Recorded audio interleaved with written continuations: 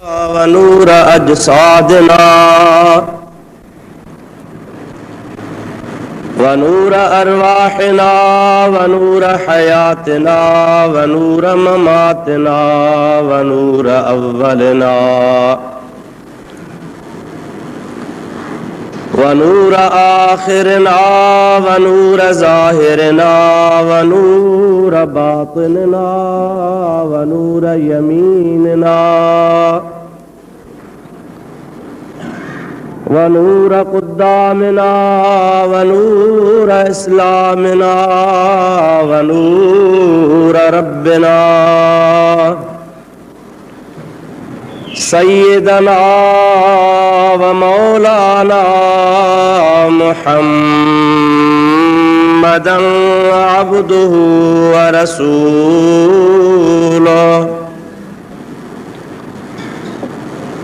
सल्लल्लाहु तआला अलैहि व अला आलिहि व अस्हाबिहि व अज़वाजिहि व अहलि बैतिहि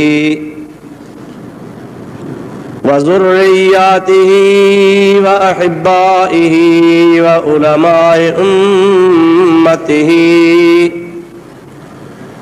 व सुलहाए मिल्लतिहि अजमईन। अम्मा बाद फ़क़द क़ाल अल्लाहु तबारक व तआला फ़ी कलामिहिल कदीम व ख़िताबिहिल मुबीन। अऊज़ु बिल्लाहि मिनश शैतानिर रजीम बिस्मिल्लाहिर रहमानिर रहीम। वलिल्लाहि अलन नासि हिज्जुल बैति मन इस्तताअ इलैहि सबीला। सदक़ल्लाहु मौलानल अज़ीम व बल्लगना रसूलुहुन नबियुल करीमुल अमीन व नहनु अला ज़ालिका मिनश शाहिदीन वश्शाकिरीन वल्हम्दुलिल्लाहि रब्बिल आलमीन। इन्नल्लाह व मलाइकतहु युसल्लूना अलन नबी या अय्युहल्लज़ीना आमनू सल्लू अलैहि व सल्लिमू तस्लीमा।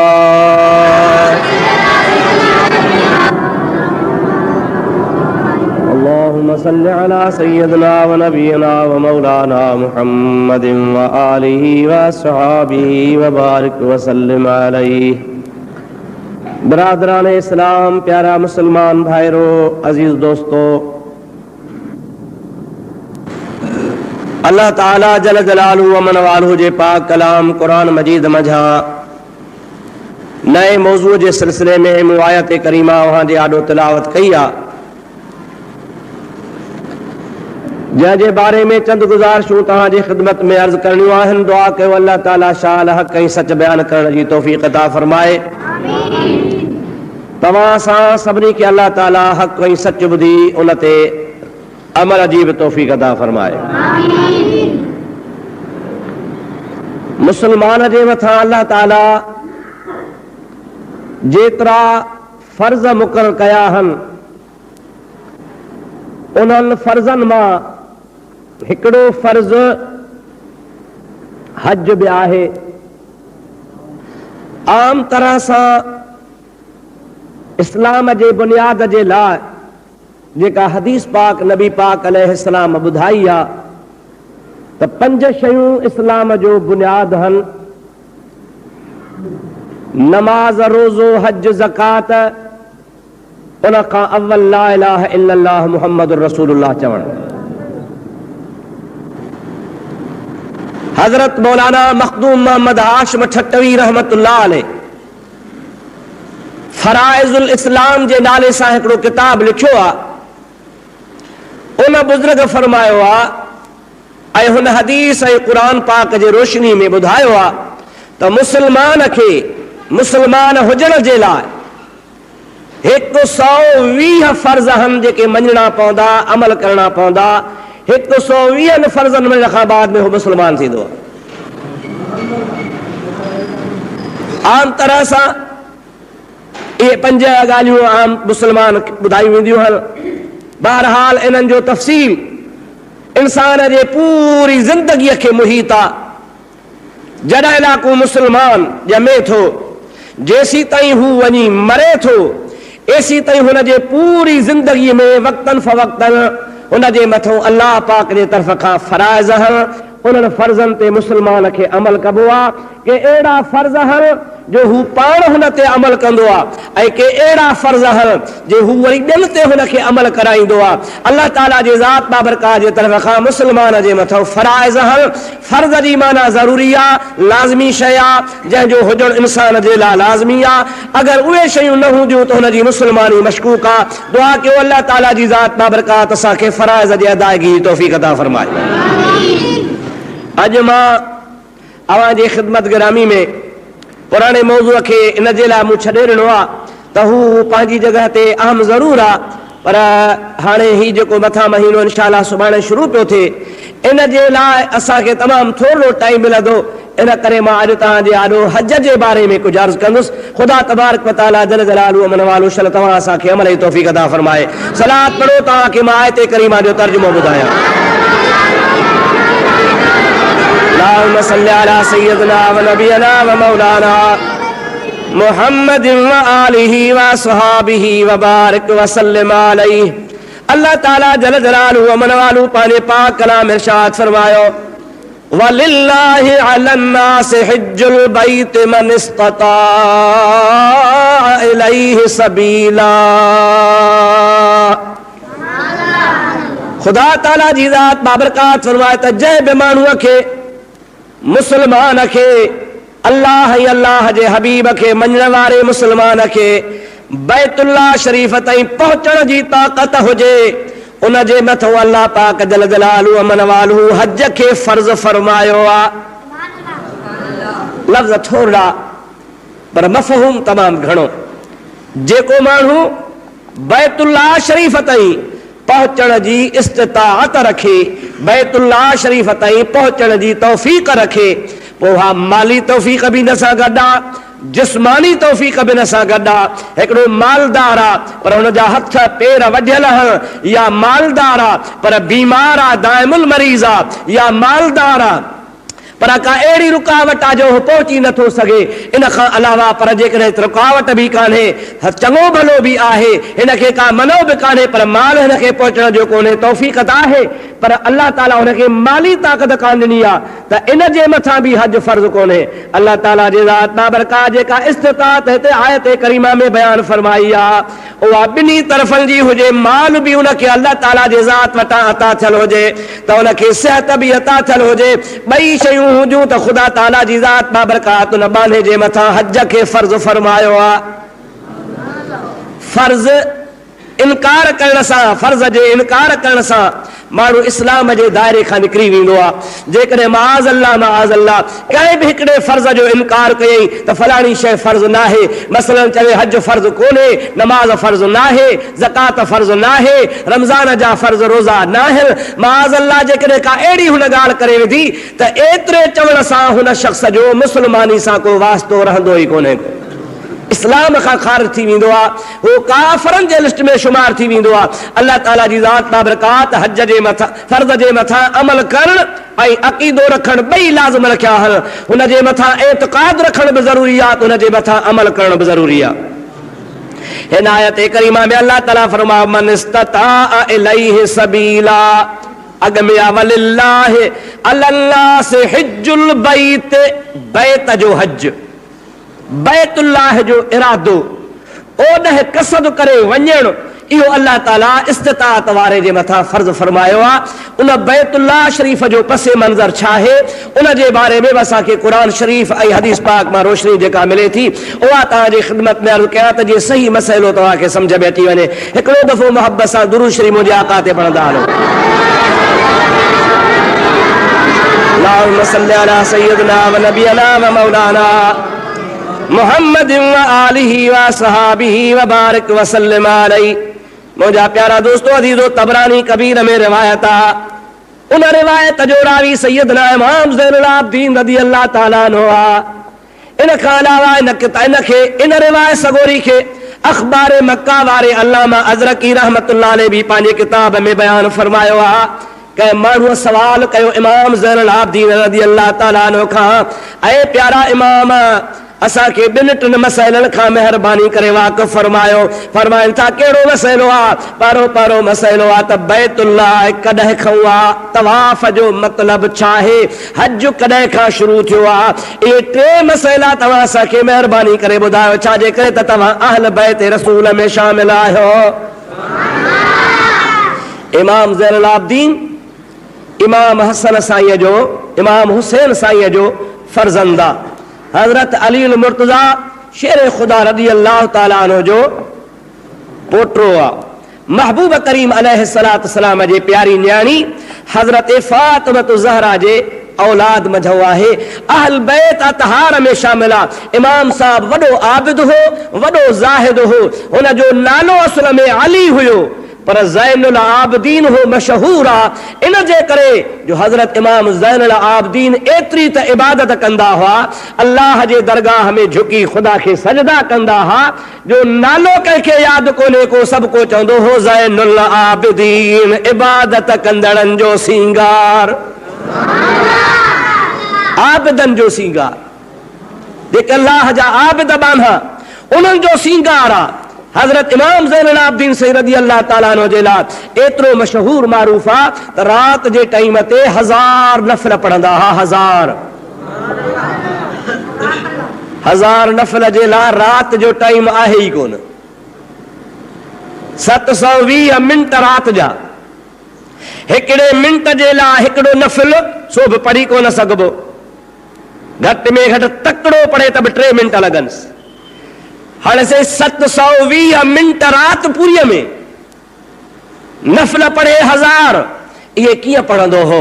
मुंहिंजा सोहणा, इहो अल्लाह पाक जी ज़ात पंहिंजनि ॿारनि खे करामत हिकिड़ो शर्फ़ नसीब फरमाईंदो आहे, जो थोरे टाइम में अल्लाह जा बाना घणो कमु करे वेंदा आहिनि। वक़्तु थोरो ऐं कमु घणो थी वञे। इहा रब करीम जे ज़ात बाबरकात जी महिरबानी आहे। हिकिड़ो असांजे मुस्लमाननि में आलिम दीन थी गुज़रियो आहे, अल्लामा जलालुद्दीन सुयूती रहमतुल्लाह ताला अलैह। उन जलालुद्दीन सुयूती रहमतुल्लाह अलैह इस्लाम जा एतिरा किताब लिखिया आहिनि, जो मुअर्रिख़ चवनि था, आलिम चवनि था त हुन जा 10-15 साल बुलूगत खां पोइ वारा 15 साल कढी पढ़ाई वारा साल लिखियो, पढ़ियो बि भला 10-15 साल हूंदो। बाक़ी ॿिया ॾहाड़ा कढो त ॿियनि ॾहाड़नि खे लेखो कजे त रोज़ानो गोया बुज़ुर्ग हिकिड़ो किताब लिखियो आहे। ऐं इहो अकुल में ॻाल्हि अची कान थी सघे त रोज़ हिकिड़ो किताब लिखे। हुनजी हयातीअ जा ॾहाड़ा कढो, उन ॾहाड़नि खे शुमार कयो, वरी हुन जेके किताब लिखिया आहिनि उन किताबनि खे तव्हां शुमार कयो त केतिरा हज़ारे हुन किताब लिखिया आहिनि। उन हज़ारनि किताबनि खे हिन जे ॾींहंनि ते तव्हां तक़सीम कयो त जेकॾहिं रोज़ हिकिड़ो किताब लिखे तॾहिं वञी पंहिंजे हयातीअ में पूरो करे। ऐं इहो थी नथो सघे। वॾा वॾा किताब हर असां जहिड़ा जॾा फेॾा सुबुह खां शाम ताईं वेहूं, अधु किताब बि पढ़ी कोन था सघूं। हाणे जंहिं लिखियो आहे त लिखण वारे खे टाइम पढ़ण वारे खां वधीक लॻंदो आहे। इहो कीअं लिखियईं? इहा बि अल्लाह जे वलीअ जी करामत आहे, जो थोरे टाइम में ख़ुदा तबारक व तआला उन खां घणो कमु वठे। इहो रब करीम जी ज़ात बाबरकात इहे कंदो आहे। जेकॾहिं रब्बुल आलमीन जे ज़ात बाबरकात हज़रत इमाम ज़ैनुल आबिदीन रज़ियल्लाहु ताला अन्हु खे तौफ़ीक़ अता फरमाई, जो हिकिड़ी रात में 1000 नफ़िल पढ़े त का वॾी ॻाल्हि कान्हे, का अल्लाह ताला जी महिरबानी सां करे सघे थो। सलात मुंहिंजे हबीब ते बुलंद आवाज़ सां।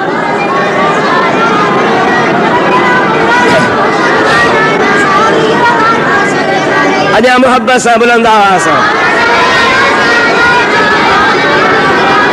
अल्लाहुम्मा सल्लि अला सय्यिदिना व नबियना व मौलाना मुहम्मद व आलिहि व सहाबिहि व बारिक व सल्लिम अलैहि।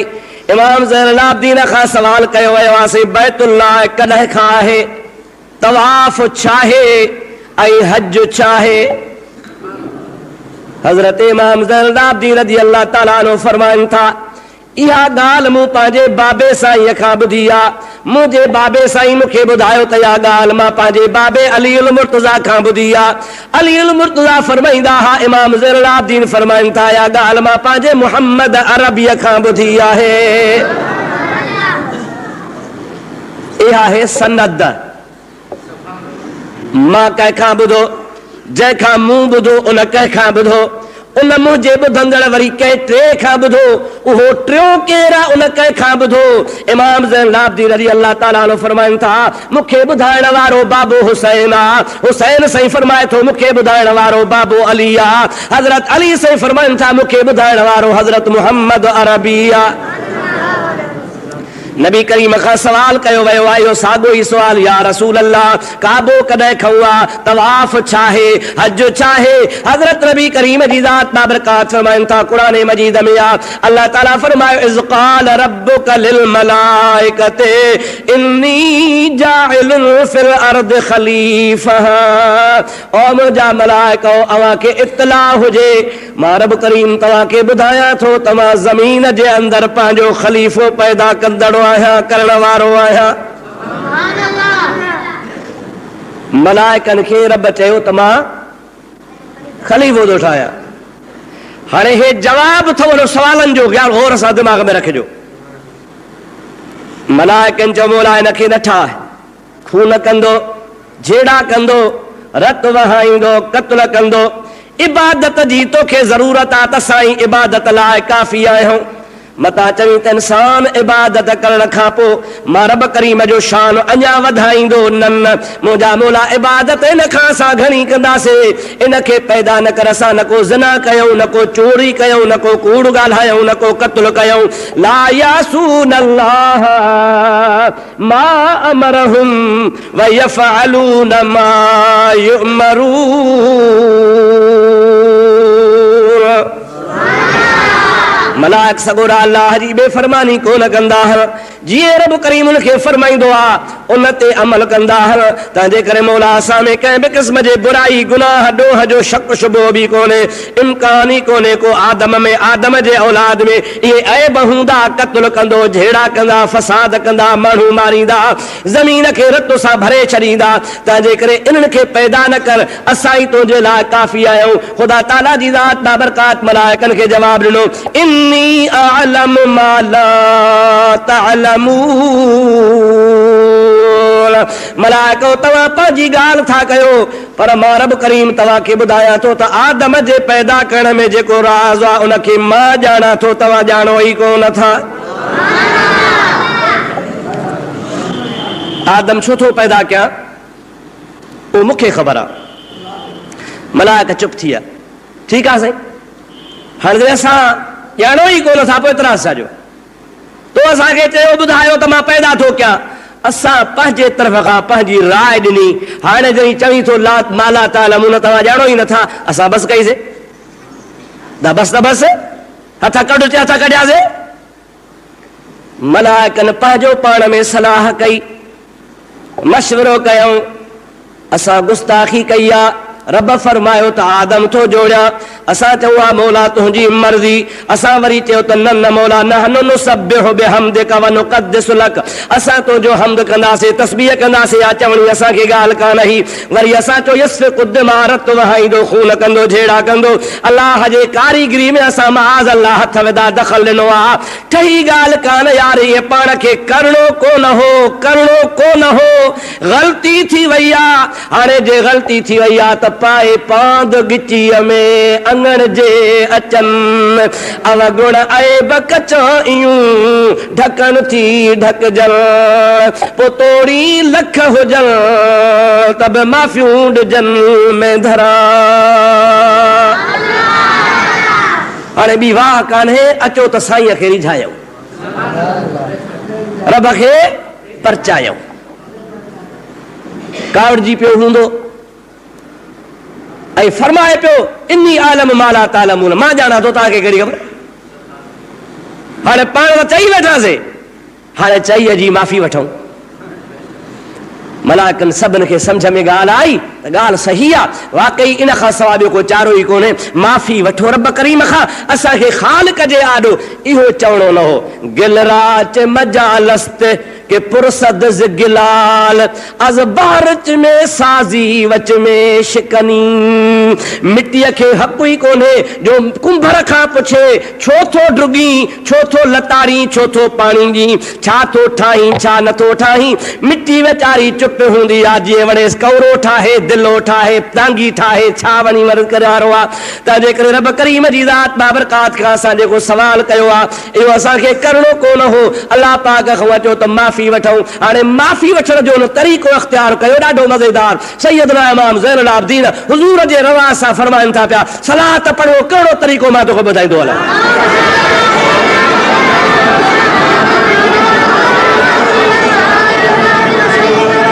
अल्लाहुम्मा सल्लि व सल्लिम व बारिक अला सय्यदना व नबियना व मौलाना मुहम्मद व आलिहि व अस्हाबिहि व बारिक व सल्लिम अलैहि।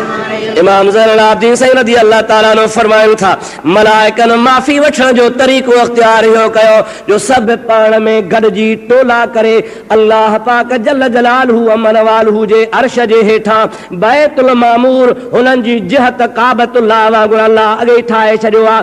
उन रब करीम जे ज़ात खां माफ़ी वठण जे लाइ ख़ुदा जे बैतुल मामूर खे ॿाहिरां तवाफ़ करण लॻा, पर खोले घुमण लॻा, रोअण लॻा, अर्ज़ करण लॻा मौला असांखे माफ़ी ॾे। इमाम साहब फरमाइनि था हिकिड़ो चकर काटियूं, ॿियो चकर काटियूं, टियों चकर काटियूं, जो 7 चकर पूरा कयूं। रब करीम जी ज़ात बाबरकात जे मलाइकनि जो अञा बि इरादो आहे, अञा बि जेसीं ताईं रब राज़ी न थींदो पिया चकर काटींदासीं, दरवाज़ो कोन छॾींदासीं। अल्लाह पाक जी रहमत जो दरिया जोश में आयो। अल्लाह ताला मलाइकनि खे फरमायो ओ मुंहिंजा प्यारा मलाइको इन तवाफ़ जे करे जेको तव्हां बैतुल मामूर खे कयो आहे तव्हांजी सहव माफ़ आहे।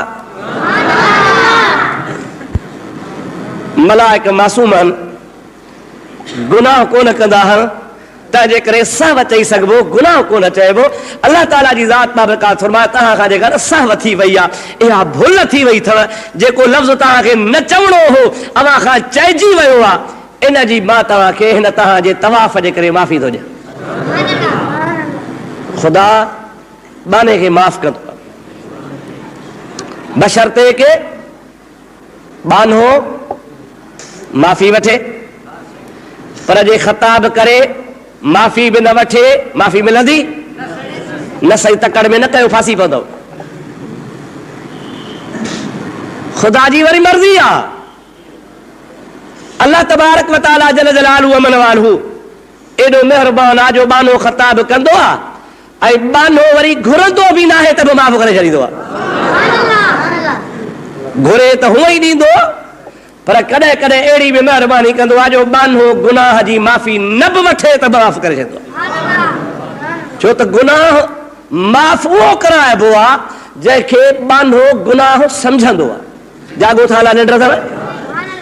गुनाह जंहिंजी माफ़ी घुरबी पहिरीं पहिरीं त बाबा मां बासियां त ही मुंहिंजी ख़त आहे, नथा सम्झो था? सम्झो था? ॻाल्हि सवली आहे। पहिरीं पहिरीं त असां तव्हां बासियूं त बाबा हीअ ख़ता आहे, पोइ घुरूं माफ़ी। पर कॾहिं कॾहिं ईअं बि थींदो आहे जो माण्हू चवंदो आहे भा हे गुनाह मुंहिंजो आहे ई कोन, तूं कावड़ियो आहे भली ख़ुशि वेठो हुजे पर मां यार गुनाह कयो ई कोन थी। पोइ उनजी जॾहिं मां गुनाह कयो ई कोन, ख़ुदि माफ़ी छाजी घुरां? अल्लाह ताला जल जलालहू अमन वालो क़यामत जे ॾहाड़े बाने खे घुराईंदो। अल्लाह साईं चवंदो इहो दफ़्तर खणी अचोसि। मलाइक दफ़्तर खणी ईंदा, अल्लाह पाक खे अर्ज़ कंदा मौला दफ़्तर ॿ क़िस्म अथसि। कहिड़ा? मौला हिकिड़ा सगीरे गुनाह जा, ॿिया कबीरे गुनाह जा। हिकिड़ा नंढड़नि नंढड़नि गुनाहनि जा दफ़्तर, ॿिया वॾनि वॾनि गुनाहनि जा। रब चवंदो वॾा रखो, साॻ में नंढा खोलियोसि। नबी पाक सल्लल्लाहु अलैहि वसल्लम जी ज़ात बाबरकात इरशाद फरमाइनि था अल्लाह पाक जे आॾो हुन जा नंढड़नि गुनाहनि जा दफ़्तर खोलंदा। रब ताला हुनखे पढ़ी पढ़ी ॿुधाए यादगिरो ॾियारींदो, हे फलाणो गुनाह फलाणे हंधि कई, चवंदो हाओ हे फलाणो गुनाह फलाणे हंधि कई, हाओ फलाणो गुनाह फलाणे हंधि कई, हाओ। हाणे हुन जे आॾो दफ़्तर खुलंदा वेंदा, नंढनि गुनाहनि जा दफ़्तर खुलंदा वेंदा। रब यादि ॾियारींदो वेंदो। बाने जे दिमाग़ में चकर फिर करंदो चवंदो यार मरी वयुसि हे त ज़र्रे ज़र्रे जेतिरियूं शयूं बि लिखियूं पयूं आहिनि वॾा गुनाह त अञा पोइ ते पिया आहिनि अलाए छा हाल थींदो नबी करीम फरमाइनि था जंहिंमहिल समूरा दफ़्तर हिन जा सगीरनि गुनाहनि जा पढ़जी वेंदा अल्लाह ताला फरमाईंदो जेतिरा सगीरा गुनाह अथसि ओतिरा सवाब ॾियोसि माफ़ी ॾियोसि 1000 सगीरा गुनाह त 1000 नेकियूं 5000 सगीरा गुनाह त रब चवंदो 5000 नेकियूं ऐं माफ़ बि कयोसि नबी से फरमाइनि था अॻ में ड्रिनो पे छो हे त सगीरा आहिनि पर कबीरा बि खुलंदा ड्रिनो पे त न खुलनि इहे हिते दफ़ो थियनि पर जंहिंमहिल अल्लाह ताला सगीरनि गुनाहनि जे एवज़ में नेकियूं ॾेई हिन खे माफ़ कंदो हुज़ूर फरमाइनि था बानो हिर्स करे चवंदा मौला अञा बि दफ़्तर अथी हेॾां इहे बि भला खोल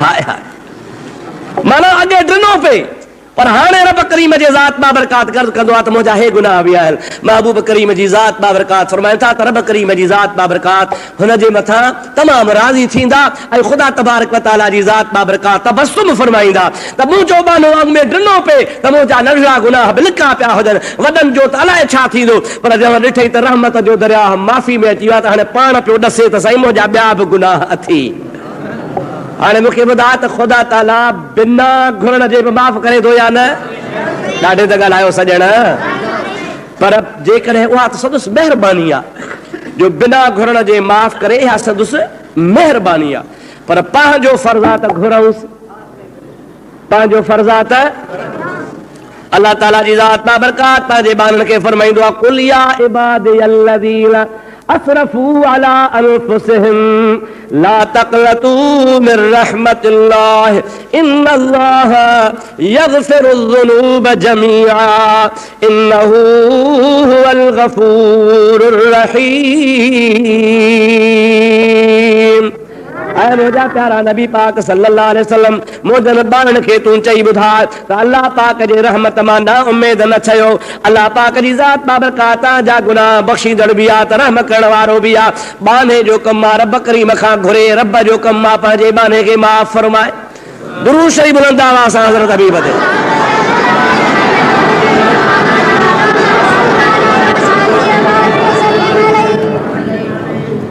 जंहिंमहिल मलाइकनि खे ख़ुदा चयो तव्हांखे माफ़ी आहे त मलाइकनि अर्ज़ु कयो त मौला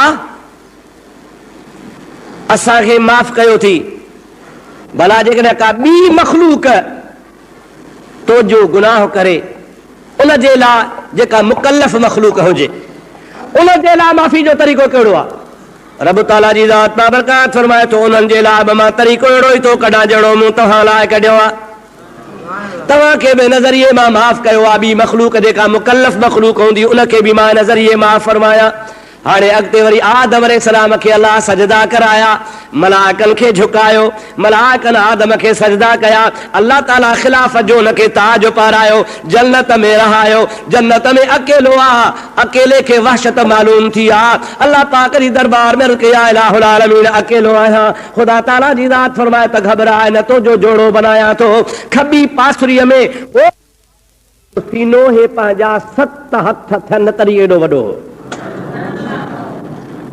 मां सम्झा थो त हिन महिराब खां वॾो थी वेंदो 7 हथ हे कोन थींदो रुगो हिन कुल्हे खां हिन कुल्हे ताईं 7 हथ हिकिड़े हथ में फुट थींदा आहिनि 1.5 7 फुट हिकिड़ा ऐं तक़रीबन 3.5 फुट ॿिया इहे वञी 10-11 फुटनि खे पहुतो 11 फुट मुड़ुस जी थोल आहे ऐं ड्रेग 60 हथ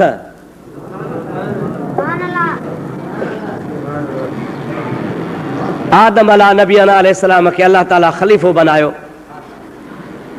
अकेलो थी पियो रात जो खॿी पासरी में ॻोढ़ो थियो मलाइकनि खे अल्लाह ताला हुक्म फरमायो त वञी मुंहिंजे ख़लीफ़े जो ऑपरेशन कयो न को सूर न को स्प्रिट न का छुरी न को छा मिड़ी अलाह जो अमर पे हलियो मलाइक आया अल्लाह जे अमर सां उन ॻोढ़े खे जेको वधंदो वॾो थी वियो उनखे जो खणी चहक ॾिनऊं त ॻोढ़े मंझां उन हज़रत आदम जे ख़ुदि जिस्म मंझां कुंवार निकिरी पई तव्हां असांजी ॾाॾी हज़रत हवा सभई जो रज़ी अल्लाह ताला अन्हा हाणे इहो सॼो कमु निंड में थियो, ओढ़ो बि निंड में थियो, ऑपरेशन बि निंड में थियो, हज़रत हवा बि निंड में निकिती। जंहिंमहिल अखियूं पचई त कुंवार पई आहे। वाझाए अल्लाह से चए मौला हे केरु आहे? अल्लाह ताला जी ज़ात बाबरकात फरमाए प्यारा आदम ये तुंहिंजी विरूह आहे, तुंहिंजी राहत आहे, तुंहिंजी साथियाणी आहे, तोसां गॾु रहंदड़ आहे, तुंहिंजी जिन सवारी आहे, पर मां हिन खे तुंहिंजे लाइ सुकून कल्ब वास्ते पैदा फरमायो आहे। इन मझां ऐं तो मझां मां अल्लाह पाक जी ज़ात बाबरकात खे किरोड़े इंसान पैदा करणा आहिनि। मुंहिंजा दोस्तो अज़ीज़ो हदीसुनि में ईंदो आहे, किताबनि में ईंदो आहे, सीरत जा किताब लिखंदा आहिनि, हदीसुनि जा किताब लिखंदा आहिनि। जंहिंमहिल आदम अलैहिस्सलाम खे रब चयो तुंहिंजे लाइ आहे, हाणे जेकॾहिं मुंहिंजे लाइ आहे त बिस्मिल्लाह, मुंहिंजे लाइ को चांहि खणी अचे बाबा कंहिंजे लाइ, साईं तुंहिंजे लाइ बाॾे पीआं, पाणी खणी अचे बाबा कंहिंजे लाइ, साईं तुंहिंजे लाइ बाॾे त पीआं, साईं मिठाई आहे तुंहिंजे लाइ, मुंहिंजे लाइ, बिस्मिल्लाह बाॾे त खावां, ईअं आहे या न आहे? अल्लाह साईं फरमास तुंहिंजे लाइ आहे। त जॾहिं हज़रत आदम खे इहा ख़बर पई त मुंहिंजे लाइ आहे, त आदम अलैहिस्सलाम हथड़ो वधायो। आदम अलैहिस्सलाम जो हथ वधाइण, रब फरमायो महया आदम अद महरहा, तकड़ न कर आहे तुंहिंजी, पर हिन जो काबीनो ॾे, महर ॾे त पोइ हिलाल थींदई। शादियूं कयूं थो अलाए कोन, वांढा हाओ न कजो, छो त कान्हे शादी हुननि वीचारनि जी। बाक़ी जन शादी कई आहे न, पोइ जंहिं महिल मुला तव्हां खां पुछंदो आहे भाउ फलाणे जी धीअ फलाणे जे पेटां शरा मुहम्मदी में ज़ाल करे क़बूल कई, जत वांगे आखे ॾूहई चाचे जा धीअ आखे दे। हुन पुछोसि ते कुते ॾे चाचे दी नंढी धी क़बूल है, हुन चयो त हिकिड़ी क्या ॾूहा क़बूल।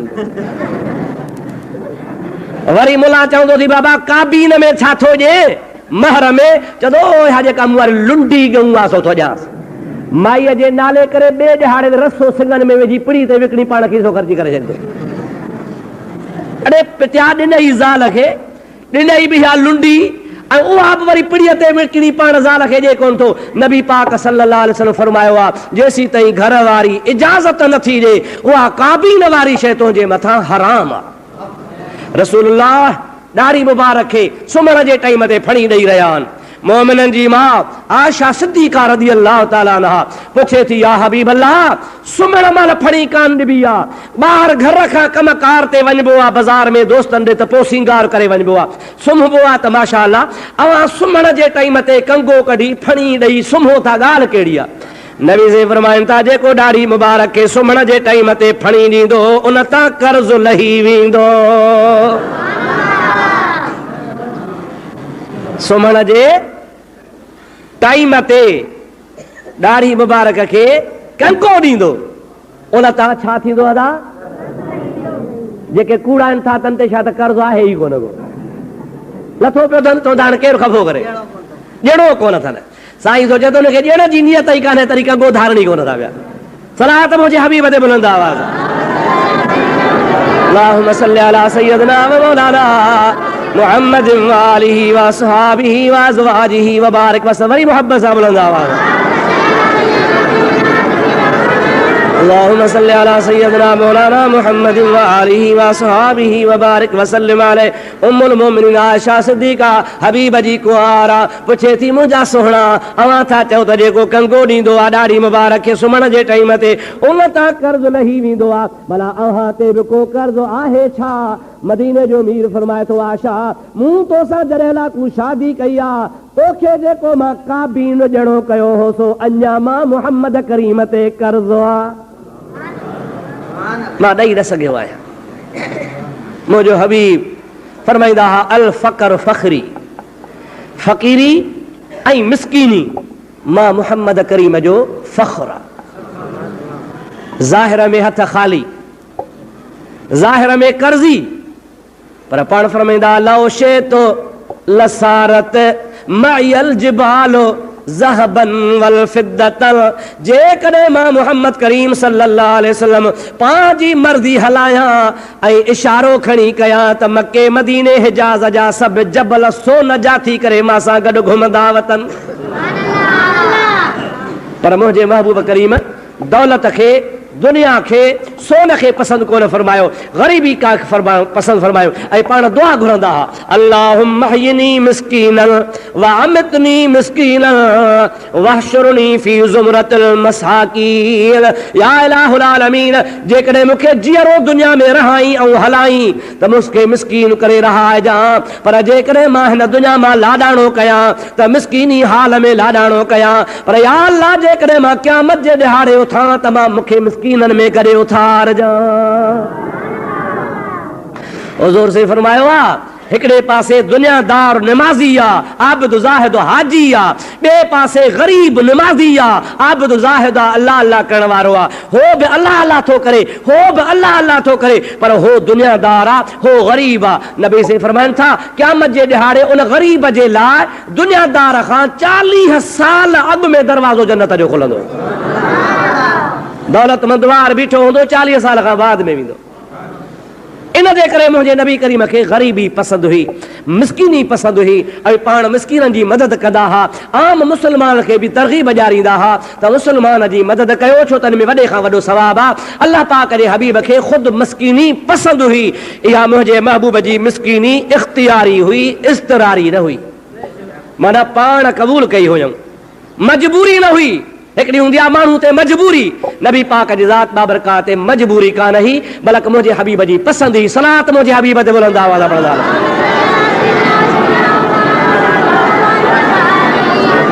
अल्लाहुम्मा सल्लि अला सय्यदना व मौलाना मुहम्मद व आलिहि व असहाबिहि व बारिक व सल्लिम अलैहि। मोमिननि जी माउ थी चवे आयशा सिद्दीक़ा थी अर्ज़ करे, या रसूल अल्लाह, कर्ज़ तव्हां ते वरी हुजे बि मुंहिंजो मुनासिब नाहे। अवां अॼु ॻाल्हि कई आहे, मूंखां बि दिमाग़ मां निकिरी वई हुई। हाणे मुंहिंजी ॻाल्हि ॿुधो, ख़ुदा कारण मां तव्हांखे पंहिंजो काबीनो माफ़ कयो, मुंहिंजो कर्ज़ तव्हांखे माफ़। पाण फरमायो, तुंहिंजी महिरबानी, मां तोखे चयो कोन्हे, पर तूं पाण थी चवे। अबा जेकॾहिं को ख़ुशी सां कर्ज़ माफ़ करे त मर्ज़ी जो मालिक। हफ़्ते खां पोइ वरी जॾहिं बीबी साहिबा जो वारो आयो, पाण हर हिक जे घर जुदा जुदा रही 8 15 जेतिरियूं घर वारियूं वरी ईंदा हुआ। बीबी साहिबा जे घर जो आया त वरी सुम्हण वारे टाइम ते वरी साॻो फणी मुबारक कढियऊं, वरी सुहारी खे ॾिनऊं। अमर पुछे थी, साईं ॾियो ख़बर, कर्ज़ त लही वियो, वरी छो था फणी ॾियो? पाण फरमाइनि था, आशा, जंहिं कम मां फ़ाइदो पवे उनखे छॾणु मुनासिब नाहे। फ़ाइदे वारो कमु आहे, भलारो कमु आहे, तंहिंजे करे मूंखे हिन मां फ़ाइदो पियो आहे। फ़ाइदे जे कम खे छॾणु मुनासिब न हूंदो आहे। हबीबल करीमन जी ज़ात बाबरकात असांखे तलक़ीन कई आहे महर जे अदायगी जी। आदम खे बि अल्लाह ताला फरमायो, हथ न वधाए, आहे तुंहिंजी पर काबीन ॾे। जागो था, यादगिरो आहे। आदम अलैहिस्सलाम चयो, मौला हिते काॾों काबीन आणिया, न को तूरो, न का कणक, न को फुटी, न को चणा। जन्नत में वेठो आहे, मानी बि ठही ठुकी थी मिले पई। तुंहिंजे मलाइकनि खे हुकुम थियल आहे, अल्लाह पाक जे जन्नत मां जेका शइ घुरंदो आहे सा मिलंदी आहे। खीसे पंहिंजे मझूं छा ॾियां, कहिड़ो महर अदा कयां? अल्लाह ताला फरमाए थो, सल्ल अला हबीबी सलास मर्रात। इन्हीअ काबीन जे एवज़ में तूं मुंहिंजे मदीने वारे मुहम्मद अमीर ते 3 दफ़ा सलात पढ़ी छॾ। नबी करीम ते 3 भेरा सलात पढ़ त तुंहिंजो काबीन अदा थी वियो। अदा असांजे ॾाॾीअ जो काबीन ई सलात आहे। मता सुभाणे तव्हां चो घर वारी खे मुला पुछे काबीन घणो, चए लख सलात जो।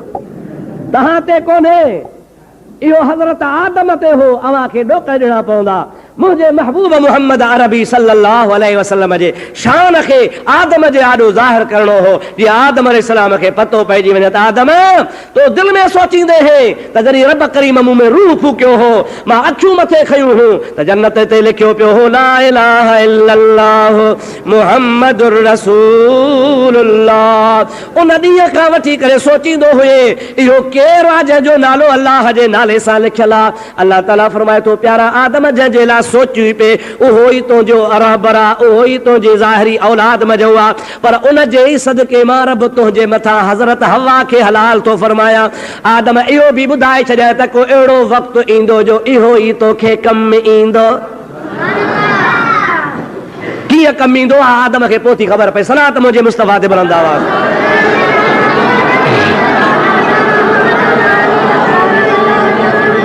अल्लाहुम्मा सल्लि व सल्लिम व बारिक अला सय्यदिना मुहम्मद व आलिहि वसल्लम। अॼुकल्ह मुस्लमान आज़ान खां अॻे सलात पढ़नि था, मौलवी लठ कयो वेठा आहिनि। बिदअत, शिरक, नाजाइज़, हराम। बिलाल कान पढ़ी। ओ चाचा, बिलाल ॼाओ ई कोन्हे को, बिलाल जो वजूद ई कोन्हे को। अञा इंसानियत जी इब्तिदा थी रही आहे। ॿई बहन आदम ऐं हवा आहे। अल्लाह ताला जी ज़ात उन टाइम ते बि मुस्तफ़ा जो दुरूद पियो पढ़ाए। तूं पियो बिलाल जी पुछा करे त बिलाल खां बि अॻे ई पियो सिलसिलो हलंदो अचे। आज़ान खां अॻु में तोखे तकलीफ़ कहिड़ी थी थिए? जेकॾहिं को मुस्लमान पंहिंजे नबी ते सलात पढ़े थो, पढ़े छा थो बाबा? ॾाढे त चओ छा थो पढ़े? अल्लाह तो चवे इन्नल्लाह व मलाइकतहू युसल्लूना अलन नबी। बेशक अल्लाह उन जा मलाइक नबी ते सलात पढ़नि था। अॻिते ख़ुदा तो चए या अय्युहल्लज़ीना आमनू सल्लू। केर थो चवे? या अय्युहल्लज़ीना आमनू सल्लू। ऐ ईमान वारो, मां रब बि पढ़ा थो, तव्हांखे बि चवां थो तव्हां बि पढ़ो।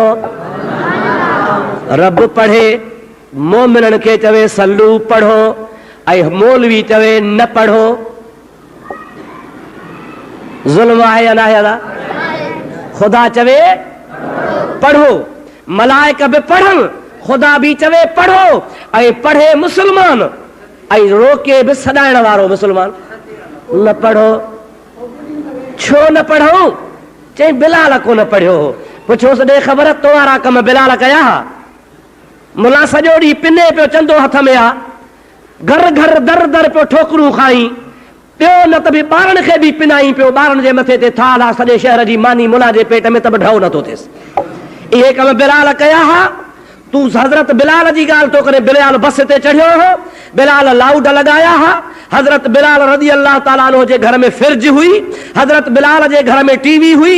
इहे सभु तुंहिंजे घर में मौजूद आहिनि, ऐं तोखे बरो रुगो सलात खां थो थिए। हक़ीक़त में तुंहिंजे दिलि में ईमान कोन्हे। अगरि ईमान हुजे हा, रब हुकुम कयो आहे या अय्युहल्लज़ीना आमनू, ऐं ईमान वारो पढ़ो। अल्हम्दुलिल्लाह ईमान वारा पढ़ंदा आहिनि, बेईमान झलींदा आहिनि। केर झलींदा आहिनि? अदा पढ़ंदा केर आहिनि? तव्हांजी मर्ज़ी बाबा, असां तव्हां ते ज़ोर कोन था रखियूं। अल्लाह ताला जी ज़ात फ़ैसिलो करे छॾियो आहे। रब तो चए थो मुंहिंजो चवणो आहे ईमान वारनि खे, जेके पढ़ंदासीं ईमान वारा, जेके न पढ़ंदासीं बेईमान हूंदा। चलो तव्हां असां सभिनी खे ख़ुदा ताला ईमान वारी जमात में शामिल फरमाए। सलात मुंहिंजे हबीब ते मुहबत मिलंदा।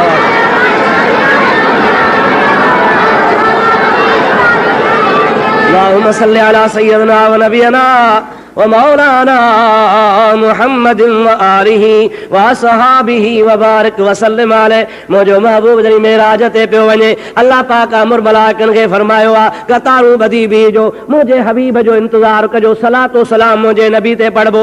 चोथे आसमान ते हिकिड़ो मलाइक आहे जंहिंजो नालो आहे इस्माईल। 70,000 मलाइक हुन जे कमान में हुआ। उहो 70,000 मलाइकनि जो कमांडर हो।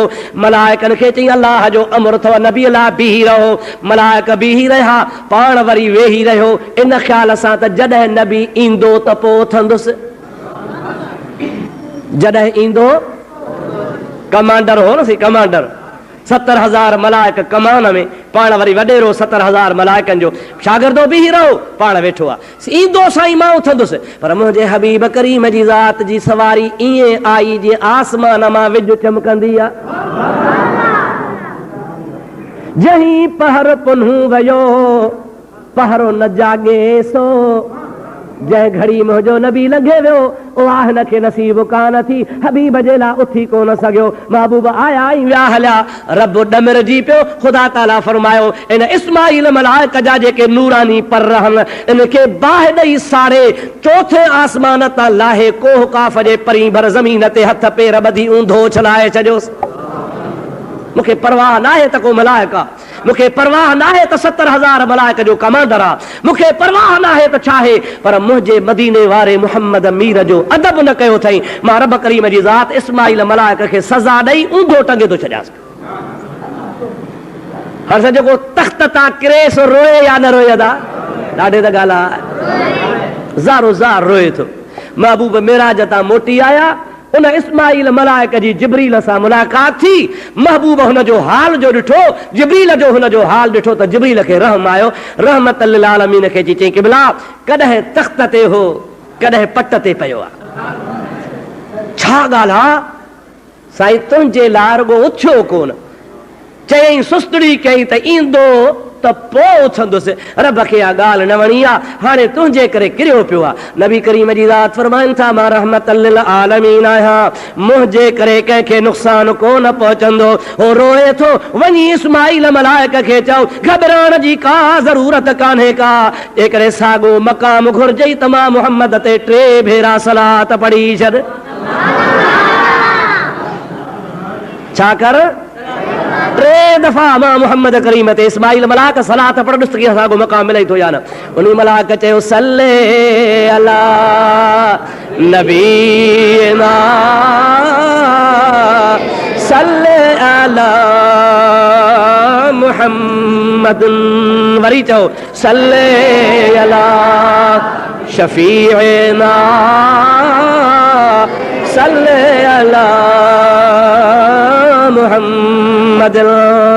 अरे मलाइक जी हेॾी सारी सहव हबीब जे सलात पढ़ण जे करे माफ़ थी वञे थी। अॼुकल्ह मुस्लमान फतवा पियो ॾिए त सलात पढ़ंदे त मुशरिक थी वेंदे, सलात पढ़ंदे त बिदअती थी वेंदे, सलात पढ़ंदे त तूं बाग वधाए छॾी आहे। ओ सोहणा अल्लाह सही छल तो असांजे हाल ते रहम करे। अबा लाउड खोलबो आहे न, लाउड जागो था। हाणे ॾिसो मुॾे हेॾे सभई बिजली ते भरवसो आहे कोन, कमल आहे कमल न आहे। हाणे लाउड खोलजे थो, हाणे मौली साहब खे कहिड़ी ख़बर त लाउड खुले थो, आवाज़ ॾिए थो या न। हा बा हाणे हिकिड़ो माण्हू आहे जेको थो करे, हाणे माना लाउड ॾाढे ॻाल्हायो लाउड, ॿिया वरी कंदा आहिनि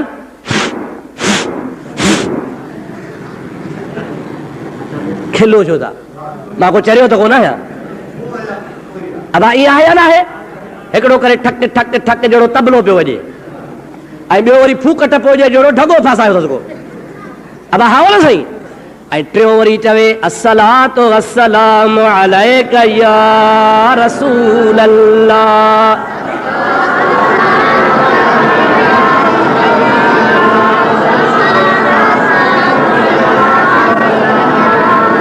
यानी खुदा जे घर में वेठा हो, जुमो पढ़ण आया हो, मस्जिद में आया हो, मुंह बि काबे ॾे अथव। इन टिनी ॻाल्हि मां भली ॻाल्हि कहिड़ी? अफ़सोस आहे, चल ख़ुदा सम्झ नसीब फरमाए। पंहिंजूं न ठाहियो, पंहिंजी न हलायो। जंहिं नबी जा उम्मती आहियो उन नबी करीम सल्लल्लाहु अलैहि वसल्लम जे मोहब्बत वारी ॻाल्हि जो इनकार न कयो। अल्लाह नथो मनो करे, असांखे कहिड़ो हक़ आहे? मनो करण जो हक़ त अल्लाह खे आहे न। अबा सच ॿुधा, ज़िना खां कंहिं झलियो आहे? चोरीअ खां कंहिं झलियो आहे? कूड़ ॻाल्हाइण खां कंहिं मनो फरमाई आहे? ज़ुल्म करण खां कंहिं मनो फरमाई आहे? अल्लाह खे वेसर थी वई छा? अल्लाह हिकिड़ी आयत ॿी बि लाहे हा त सलात न पढ़जो। इहा छो ख़ुदा खां विसरी वई? इहो बि त ख़ुदा चवे हा न त माण्हू सलात पढ़ंदा, तंहिंजे करे अॻुवाट झले छॾियानि। ख़ुदा न झलियो आहे, जे ख़ुदा न झलियो आहे त असां पढ़ंदासीं। चओ अस्सलातु वस्सलामु अलैका या हबीब अल्लाह, अस्सलातु वस्सलामु अलैका या नबी अल्लाह। आदम अलैहिस्सलाम खे अल्लाह ताला फरमा अद्दे महरहा। आदम हवा जो महर उॾे, काबीन उॾे। मौला कहिड़ो काबीन हुजां, मुंहिंजे मथां हवा हलाल थी पवे। रब फरमायो त मुंहिंजे महबूब मोहम्मद नबी ते 3 दफ़ा दुरूद पढ़। आदम दुरूद पढ़ियो, हवा हलाल थी। अल्लाह ताला जल जलालु अमन वालो आदम खे जन्नत में रहायो। आदम खां दाणो खाइजी वियो, आदम खे ख़ुदा जन्नत मां कढी छॾियो। अल्लाह ताला कपिड़ा बि लाहे छॾिया, हज़रत आदम जो लिबास बि लाहे छॾियो। आदम अलैहिस्सलाम पंहिंजे लिबास जे लाइ मला अल्लाह पाक जे वणनि में जेके जन्नत में बीठा अखियूं विझूं त कहिड़े जा पन वॾा आहिनि। जंहिं बि वण जो पन वॾो पियो ॾिसे, वण खे चवे पियो कपिड़ा त लही विया आहिनि पर पन पटण ॾे त उघड़ ढकिया। वण पिया चवनि चवन आदम रब तोखे त तड़ियो आ, पर जे असां तोखे पन ॾींदासीं त असांखे बि ख़ुदा तड़े छॾींदो। आदम अलैहिस्सलाम हलंदो आयो, कंहिं बि वण पन कोन ॾिनो। जंहिंमहिल जन्नत जे ॿाहिरे दरवाज़े जे आख़िरी हिसे में पहुतो आहे, इंजीर जो वण बीठो आहे। उनखे अर्ज़ु कई त मूंखे भला तूं त ॾे। इंजीर थो चवे जेतिरा पन खपनि ओतिरा पटे वञ। इंजीर जा वण आदम पटिया, पाण घुड़ ते इस्तेमाल कई, हवा जे हवाले कई। मुंहिंजा प्यारा दोस्तो, रब ॾबिरजी पियो। ख़ुदा खे ख़बर बि सभु आहे, मालूम बि आहे, पतो बि आहे, आलमुल ग़ैब बि आहे, पर दुनिया खे कीअं पतो पवे। ख़ुदा ताला इंजीर खे फरमायो, तूं कहिड़े बाग़ जी मूरी थींदो आहे जो तो आदम खे पन ॾिना, ॿियनि त ॾिना कोन, तो छो ॾिना।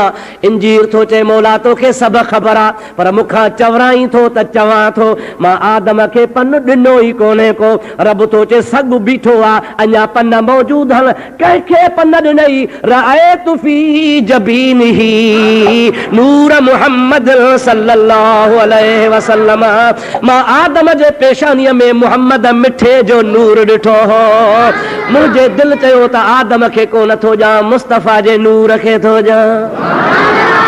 रब फरमायो, वत्तीन वज़ैतून वतूर सीनीन वहादल बलदिल अमीन। तीन जी माना है इंजीर जो वण। रब थो चयो, इंजीर मुंहिंजे नबीअ जो नूर सुञातो थी, मूंखे हाणे तोसां प्यार आहे। मां क़ुरान करीम में तुंहिंजो कसम थो खणी छॾियां, मूंखे इंजीर जे वण जो कसम आहे। जंहिं अज़मत मुस्तफ़ा खे सुञातो, जंहिं मुहम्मद करीम जे शान खे सुञातो, भली वण छो न हुजे, अल्लाह ताला वण जा कसम खणे, पर जेको अज़मत मुस्तफ़ा खे न सुञाणे, भली मलाइकनि जो उस्ताद हुजे, पर ख़ुदा हुनखे तड़े छॾींदो आहे। शैतान तड़जी वियो न बा, केरु हो? मुअल्लिमुल मलकूत, मलाइकनि जो उस्ताद हो, उहो तड़जी वियो। हबीब जी अज़मत न सुञातई त उस्ताद तड़जी वियो। जे अल्लाह जे हबीब जी अज़मत सुञातई आहे काठी, चुल्ह में ॿार बि आहे, मुजादा दर दरवाज़ा ठाहींदो आहे, पर अल्लाह पाक खे एॾो प्यारो आहे जो ख़ुदा क़यामत ताईं क़ुरान पाक में फरमाए पोइ वत्तीन। कारी, हाफ़िज़, आलिम, मौलवी, मुफ्ती जॾहिं बि क़ुरान शरीफ़ जी सूरह वत्तीन पढ़ंदा त इंजीर जो ज़िक्र पियो ईंदो। इहो सभु शान आहे मुंहिंजे मुहम्मद अरबी जो। इहो अज़मत मुस्तफ़ा इन मां अंदाज़ो लॻाए सघे थो। हाणे आदम अलैहिस्सलाम खां ख़ता थी ज़मीन ते पहुतो, 350 साल पे हलियो। रब्बना ज़लमना अनफुसना व इल्लम तग़फिर लना व तरहमना लनकूनन्न मिनल ख़ासिरीन। मौला मूंखे माफ़ फरमा। अल्लाह पाक जी ज़ात बाबरकात 350 साल खां पोइ हबीबन करीमन वारी दुआ हिन जे दिलि में विधी आहे। रब ॾस ॾिनो, मलाइकन पे मुखा खता करे विती वती ही बैतुल मामूर के फिरी पंहिंजा गुनाह माफ कराया हूं।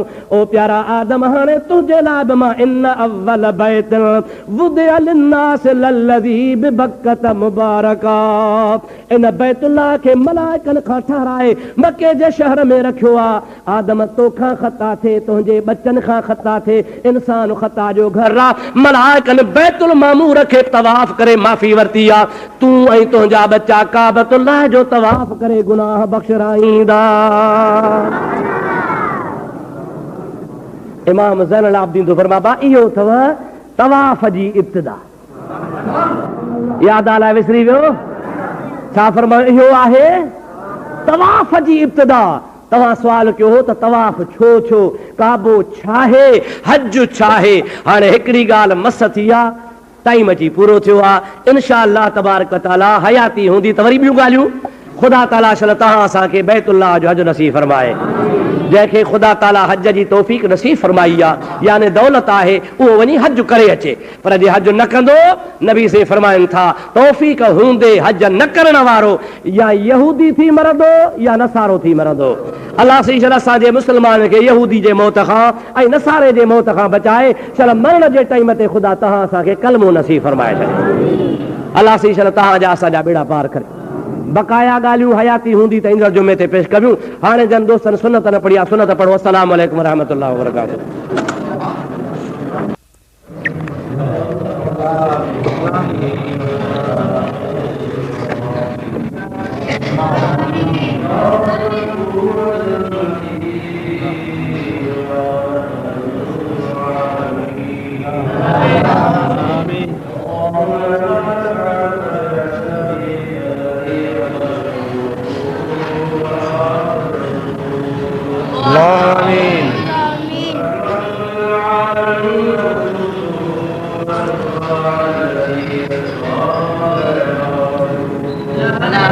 आमीन।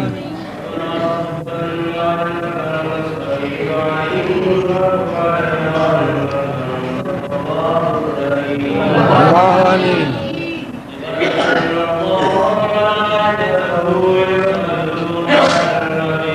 हक नबी या रसूलुल्लाह सल्लल्लाहु अलैहि वसल्लम। अल्लाहुम्मा सल्ली अला सय्यिदिना मौलाना मुहम्मद व अला